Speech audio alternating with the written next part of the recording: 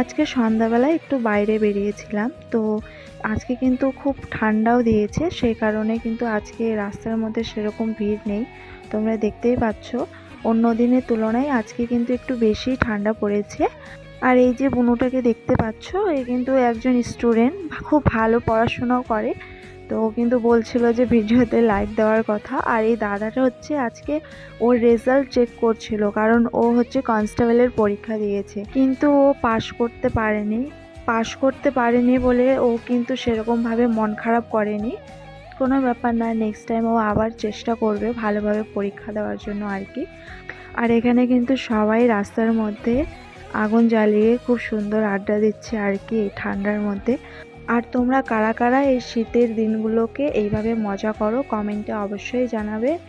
আর আমার ভিডিওগুলোতে লাইক দিও, আমার চ্যানেলটিকে সাবস্ক্রাইব করে আমাকে সাপোর্ট করো। আর আমার ভিডিওটা দেখার জন্য সবাইকে থ্যাংক ইউ। টাটা, দেখা হচ্ছে নেক্সট ব্লগ ভিডিওতে।